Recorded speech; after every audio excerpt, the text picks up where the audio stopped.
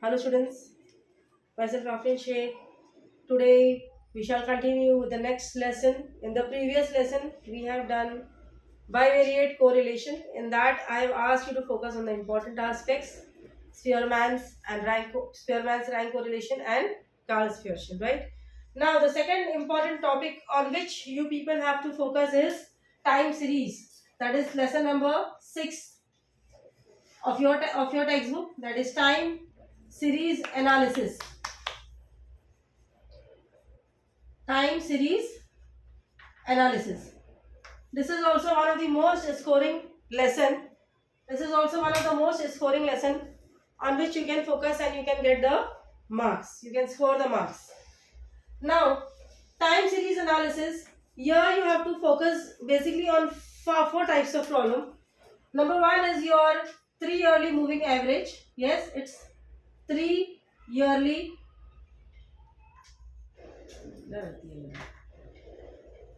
3 yearly moving average. 3 yearly moving average. Second type is your 4 yearly moving average.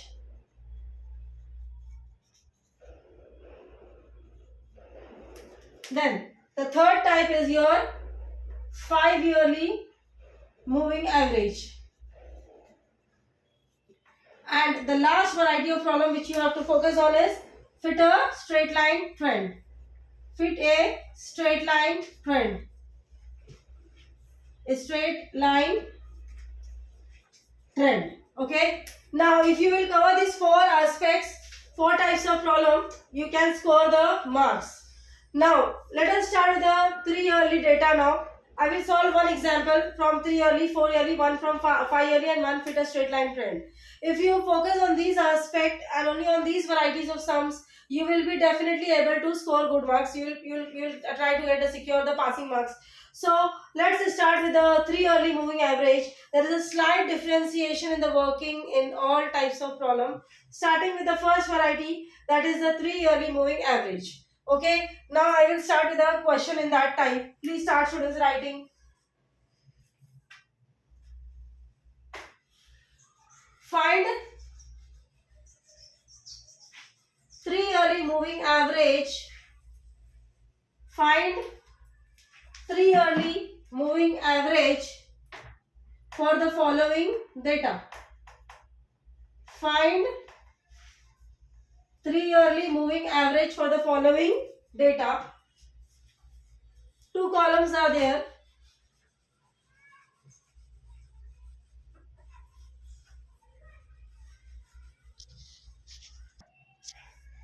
The question will be like this. Year, 2 columns, year and production in thousands. In thousands. Let's talk about year now.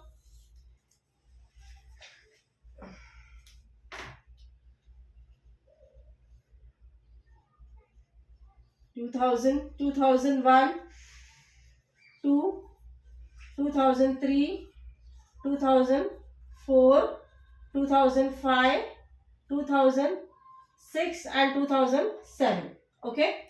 Now you have data up till 2007 starting from 1999. Please check down the question everyone and keep a calculator also in your hand so that you can keep on solving along with me. Yes. 18, 25, 32, 30, 40 and 45. Okay.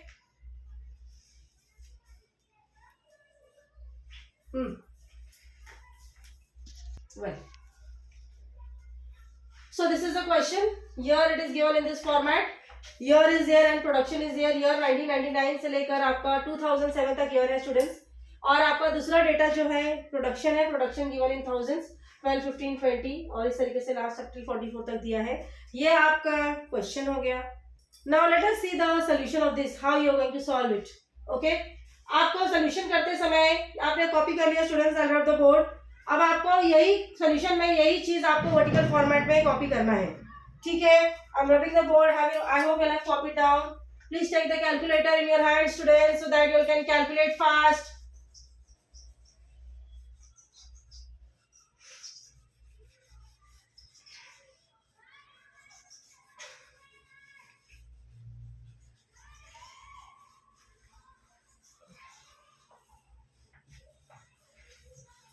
Well, now let us take this problem here, and your second one is your production.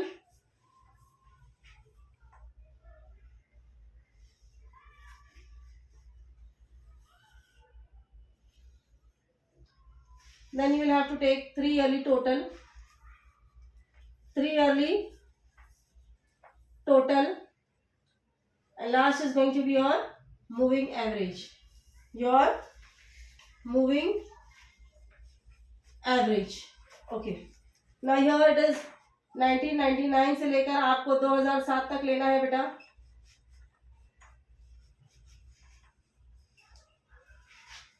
$2,004, $5, $6 and this is 2007. Well, now 1999, 12, 15, 20, 18, 25, 32, 30, 40 and last is your 44। ठीक है, ये आपने question जो है vertical format में उतार दिया। अब कैसे सॉल्व करना है 3 ईयरली टोटल, वो आप देखिए स्टूडेंट्स। यस, सबसे पहले तो आपको फर्स्ट लाइन पे डैश मार देना है और लास्ट पे डैश मार देना है। फर्स्ट और लास्ट पे डैश कर दीजिए आप। उसके बाद में क्योंकि ये 3 ईयरली टोटल है या 3 ईयरली मूविंग एवरेज है, you have to take the grouping of 3 numbers. ये देखिए, ये जो कर्ली ब्रैकेट यहाँ है, इस तरीके से आपको ग्रुपिंग करना है।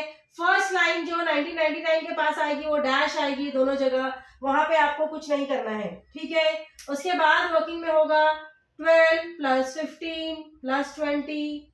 ओके, सेकेंड में फिर अब यहां से कर्ली ब्रैकेट स्टार्ट करना है।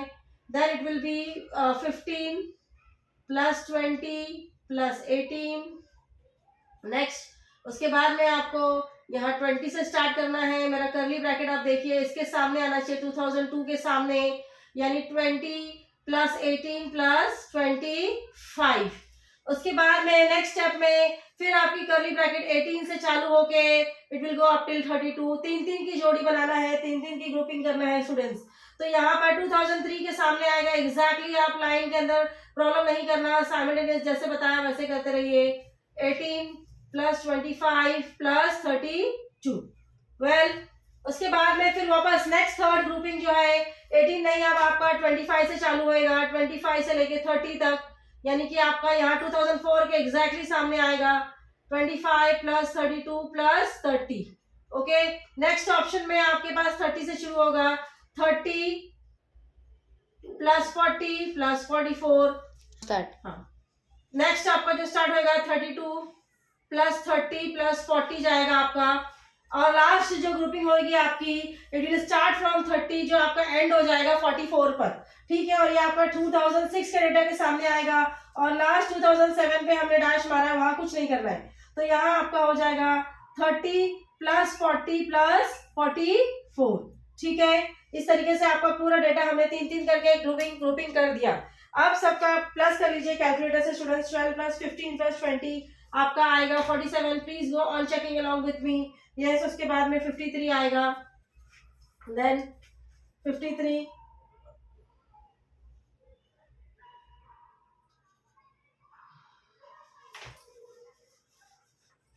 51 यस 28। उसके बाद में फिर नेक्स्ट जो आपका आएगा वो आएगा 75 स्टार्ट। ओके, तो ये आप टोटल लेते जाइए 47 53 63।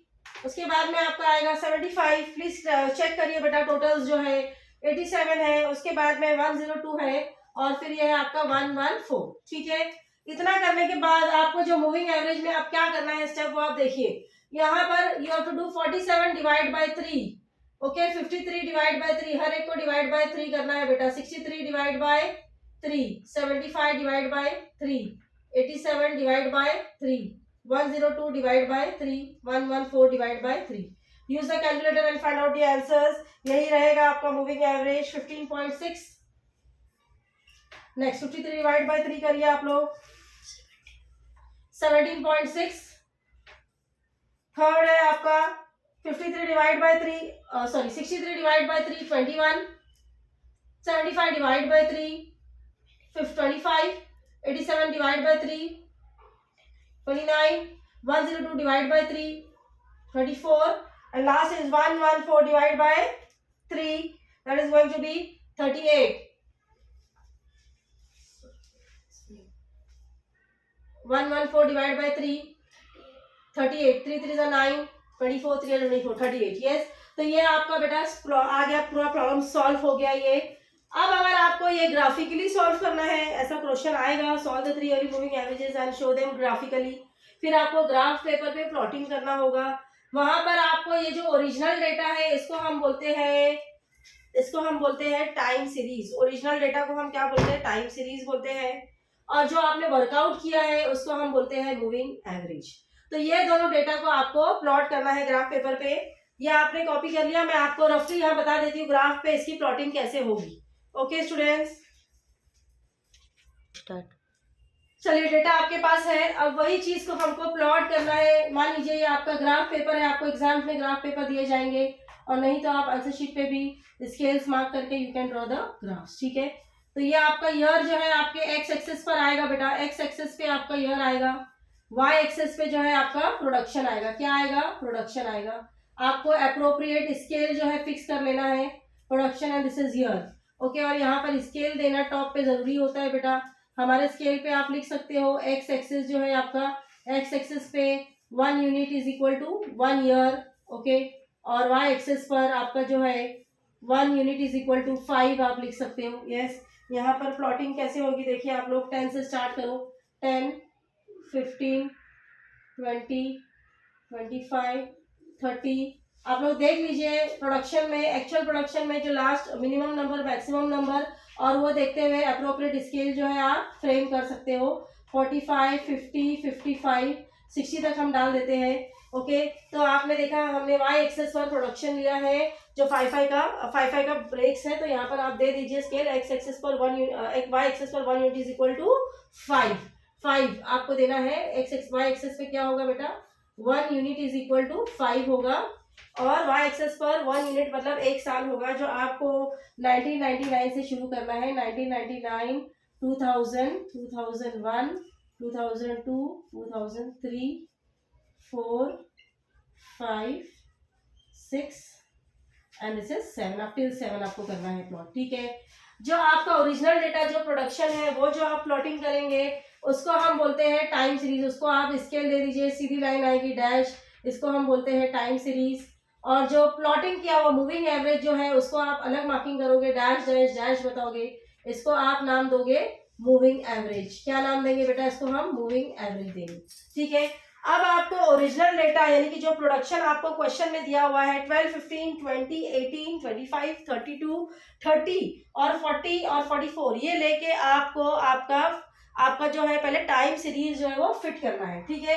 तो देखिए 1999 के पास कितना है? 12 है. मतलब ये पॉइंट लीजिए, यहाँ पर आएगा आपका ये पॉइंट. इस तरीके से ये पॉइंट हो गया एक. 2000 के पास आपका जो है वो 15 है. यस. तो ये डेटा इधर से जाते हुए इस तरीके से आपको 15 ग्राफ पेपर में प्लॉट करना है. फिर नेक्स्ट 2001 पे आपका 20 है बेटा. ये आपको इस तरीके से यहाँ फिट करना है 20.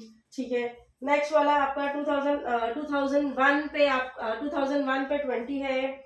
उसके बाद 2002 पे 18 आएगा. 18 मतलब यहाँ पे इसके बीच में आएगा. इस तरीके से आप देख सकते हो बेटा. यस. ये है 2002 पर 18. ठीक है. नेक्स्ट 2003 पे देखिए आप. 2003 पे आपका 25 होगा. Yes. You can take down 25 year. Yes. उसके बाद में 2004 पे आपका जो है वो 32 है. मतलब ये 22 और ऊपर से 2 पॉइंट आपको 4 पॉइंट ऊपर आपके ग्राफ पेपर पे लेना पड़ेगा. यस. बिकॉज 2 पॉइंट मतलब 31 होगा, 2 डेसी, और उसके ऊपर 2 और करेंगे तो 4 मतलब 32 के लिए 30 के बाद में आपको 4 डेसिमल पॉइंट मिनिमम पॉइंट ऊपर लेना पड़ेगा. ठीक है. उसके बाद में 2005 में जो आपका आ रहा है 2005 पे योर डेटा इज 30, मतलब एग्जैक्टली यहाँ पर आ जाएगा इस तरीके से।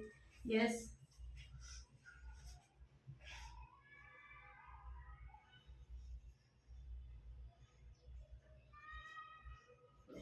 उसके बाद में 2006 पर आपका 40 है, तो 40 आपका ऑलरेडी है बेटा, यहाँ पे आप ले सकते हो इसको 40। Yes, you can see this is your 40, ठीक है।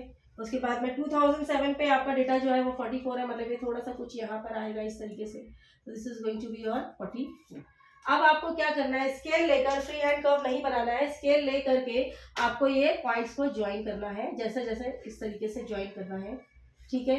और यहाँ पर आपको लिखना है, ये है आपका मूविंग एवरेज, क्या ये है आपका टाइम सीरीज, क्या है बेटा, ये आपका टाइम सीरीज है, ठीक है। ये आपकी टाइम सीरीज की प्लॉटिंग हो गई। अब हमको जो है वो क्या प्लॉट करना है, मूविंग एवरेज। तो अब आप देखो, मूविंग एवरेज प्लॉट करने के लिए आपने देखा होगा कि हमने 1999 का जो साल है, आप रेफर करिए, 1999 के साल पर हमने डैश मारा, और लास्ट का जो 2007 का साल है उसको भी हमने डैश मारा। तो अब आपको जो मूविंग एवरेज पे जो मार्किंग करना है ग्राफ पे, वो 2000 से करना है, इट्स फ्रॉम 2000। तो 2000 के सामने जो हमारा मूविंग एवरेज आया वो 15.6 आया, तो यहाँ पर आप 2000 को लो, 2000 के सामने 15.6, मतलब ये पॉइंट आपका रहेगा बेटा। यहाँ पर मैं एक एक्स मार के दिखाती हूँ ताकि आपको समझ में आए, ये आपका पॉइंट है, ठीक है, वो मार्क करिए। 2001 के अंदर आपका 17.6 है, मतलब वो आपका इधर कहीं आएगा, ये देखिए, ये आपका 15 है, यहाँ 17.6 ये पॉइंट आएगा, ठीक है। उसके बाद में 2002 पर आपका जो आएगा वो है आपका 21 आएगा बेटा, 2002 पे इट विल कम 21, ओके। 21 पे मार्किंग करिए आप लोग, 2002 पे 21 ये इधर आ गया मार्किंग करना, और 2003 पे आपकी जो मार्किंग है वो है 25, तो आपको इधर आएगा वो 2003 पे, एक एक्स मार रही मैं ताकि आपको डिफरेंस समझ में आए।